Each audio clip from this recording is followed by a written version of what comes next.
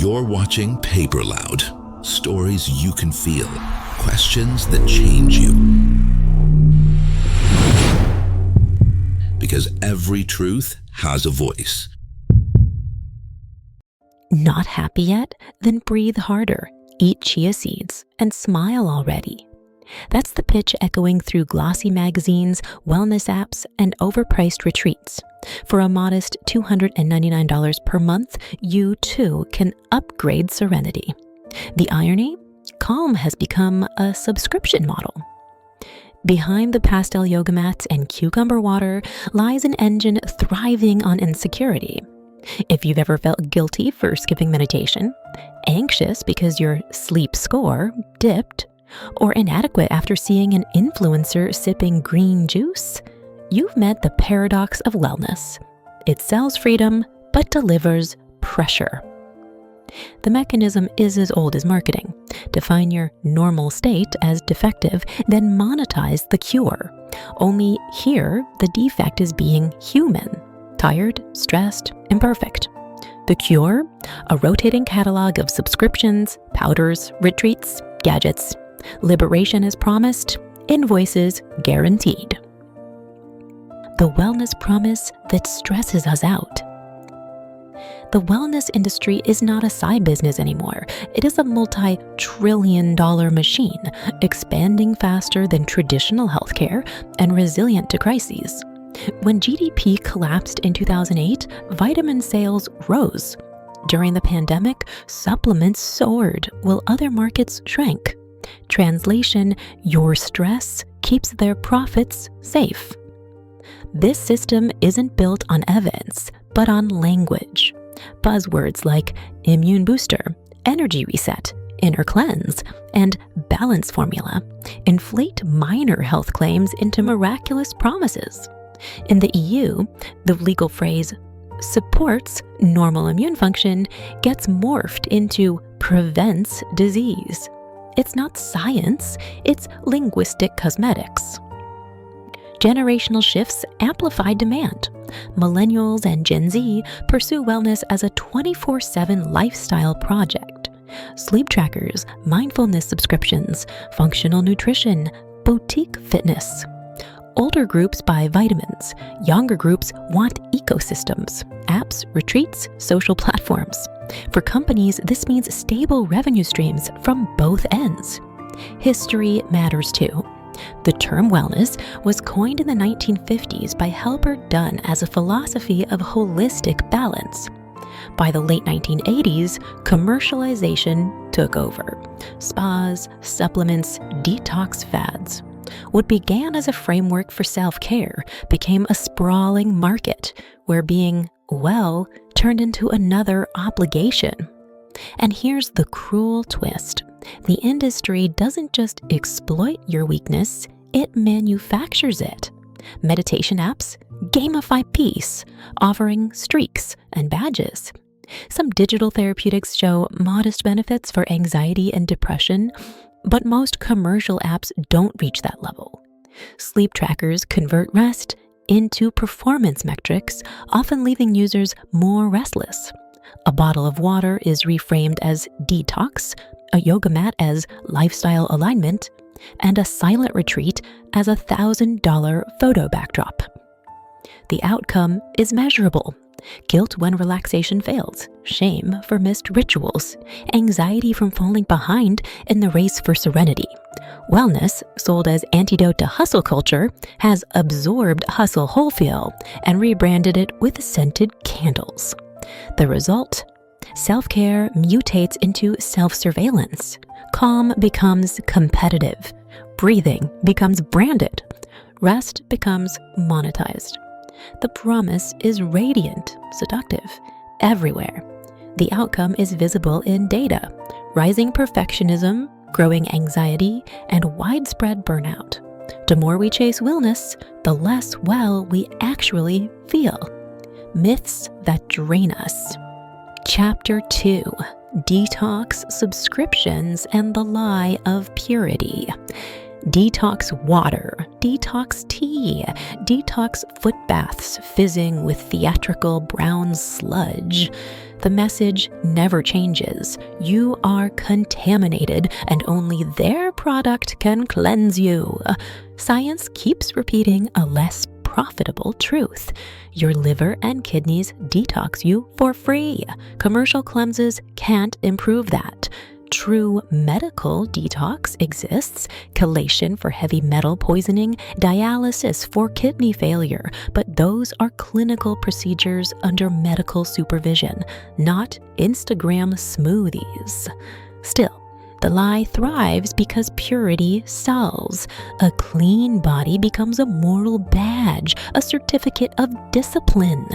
Marketers exploit guilt, framing natural imperfection as contamination. Believe you are toxic and you'll keep returning for another cleanse. Juice cleanses starve you of calories while inflating your self-image. Detox teas shed water weight but deplete electrolytes. Ionic foot baths. The discoloration comes from electrochemical rust, not poison leaving your body. Congratulations, you just paid 60 euros for oxidized metal. Yes, some herbs like milk thistle or dandelion have mild pharmacological effects, but evidence is inconsistent and doses in teas are rarely therapeutic. Selling them as liver flushes is marketing theater, not medicine. Then come the subscriptions, a mindfulness app that charges monthly to breathe, a sleep ring that convinces you natural rest isn't enough unless scored, yoga streaming platforms bundling inner peace into premium tiers. Absurdity sharpens the irony. Stress relief itself becomes stressful. Notifications ping. Don't forget to relax. Metrics glow red. Your calm score is declining.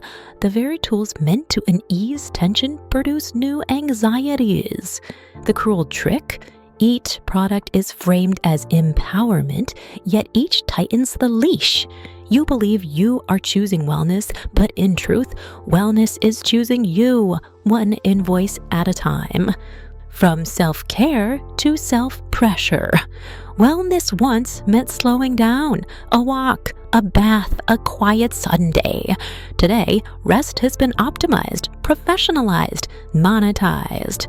Sleep is no longer enough. You must monitor REM cycles, compare scores, compete with strangers on recovery apps.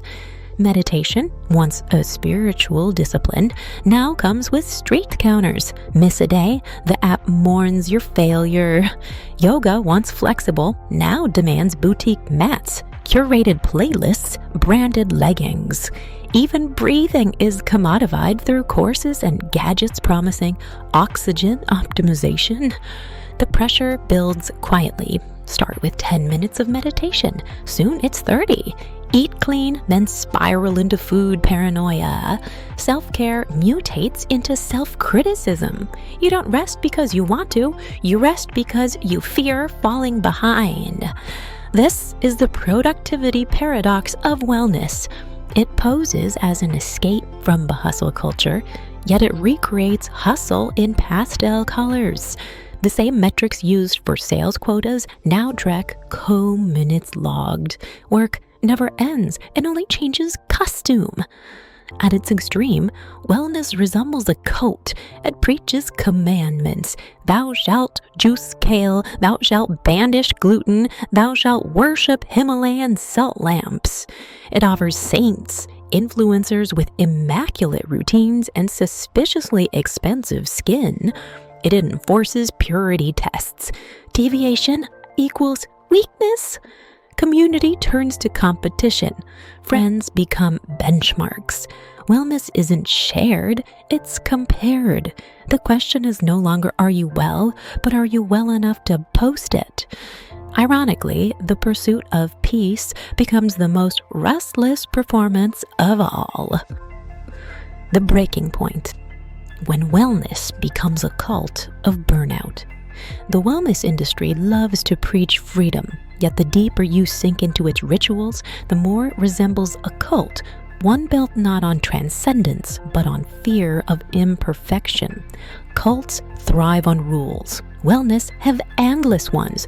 Drink this juice, reject that food, stretch at this hour, meditate for exactly that long. Document it all on your device. The rules are self-replicating and impossible to master. That's the design. Perfection is unattainable, which makes it endlessly profitable. Psychologists call this the guilt loop. You commit, you fail. You feel ashamed, you recommit. Instead of reducing stress, wellness amplifies it by exploiting the same insecurity it pretends to heal. A skipped meditation isn't just a missed session, it's framed as moral weakness. Eating pizza isn't indulgence, it's contamination. Declining a retreat isn't saving money, it's falling behind. This loop fuels constant self-surveillance. Leisure becomes pressure. You don't simply walk, you track steps. You don't simply sleep, you check your recovery score. You don't simply breathe, you measure oxygen saturation. Life itself becomes performance, scored and shared. Performance is exhausting. Studies on burnout show that perfectionism and continuous self-monitoring are accelerants. When every choice is graded, the nervous system never resets. Cortisol lingers. Sleep quality drops. What was sold as healing begins to grind you down. The cult parallel runs deeper. Cults isolate. Wellness isolates when only the pure can belong. Friends who drink wine are toxic. Family who eat bread are unenlightened. Anyone outside the rituals becomes suspect. What should connect us ends up dividing us. Cults demand sacrifice. Wellness does too, of money, time, energy. People spend thousands on retreats, subscriptions, equipment, only to return home emptier than before. The ritual becomes the goal. Peace, the original aim, disappears under rules. And wellness punishes dissent. Question detox tea and you're negative. Mock the sleep tracker and you're ignorant. Suggest stress isn't solved by another app and you're close-minded. This policing keeps the loop intact. Meanwhile, basic public health truths get ignored. Smoking a single cigarette a day raises cardiovascular risk by 48%. Alcohol damages liver, heart, and brain far more than any skipped yoga session. Yet these realities rarely feature in wellness marketing because they can't be packaged as a subscription. Selling kale juice is easier than selling sobriety. Some wellness even causes direct harm. Supplements have triggered liver failures. Saunas strain fragile hearts. Radon healing caves expose people to carcinogens. These are not edge cases. They are the shadow side of an unregulated marketplace thriving on hope. And the cruelest irony? The people drawn into wellness are often the most vulnerable, anxious, exhausted, overworked. Instead of refuge, they find a mirror of exploitation. Hustle culture says, work harder. Wellness culture whispers, optimize harder. Different vocabulary, same pressure. Community morphs into competition. Compassion mutates into comparison. Healing collapses into hierarchy. And so, wellness, the sanctuary you paid for, turns into a factory of burnout. But what if wellness was never meant to be bought? What if serenity doesn't carry a price tag at all? The anti-wellness hacks.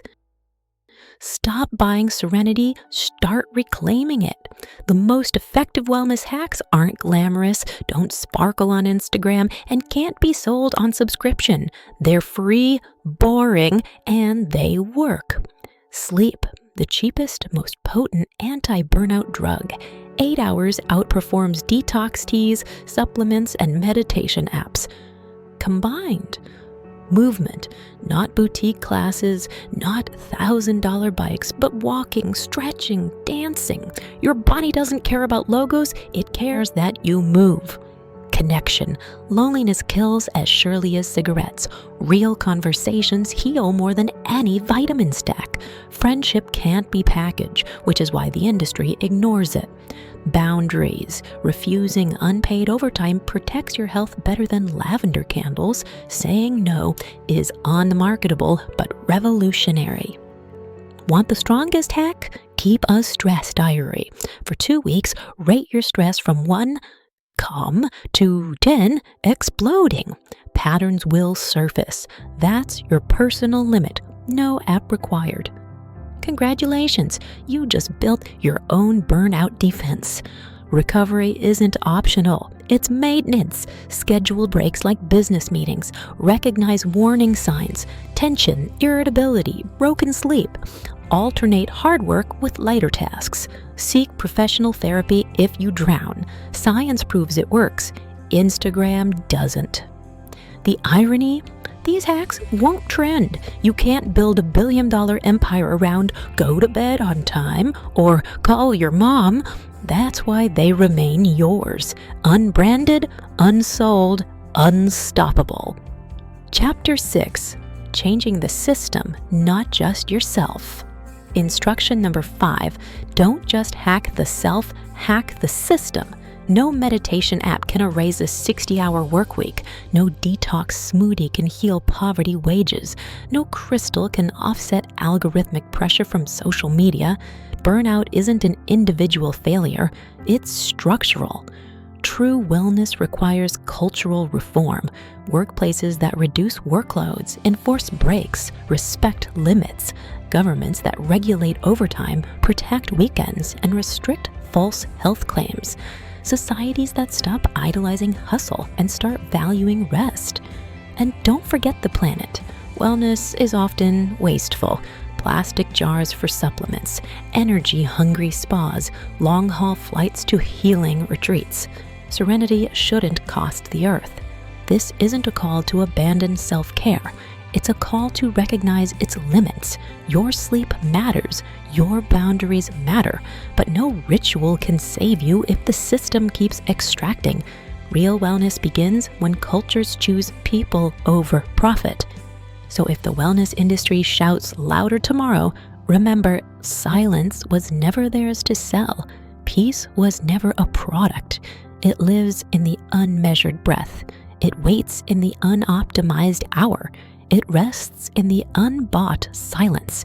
At PaperLoud, we don't market serenity. We defend the space for it, because wellness isn't what you buy, it's what you reclaim. Stay loud, stay free, and never let anyone invoice your peace of mind.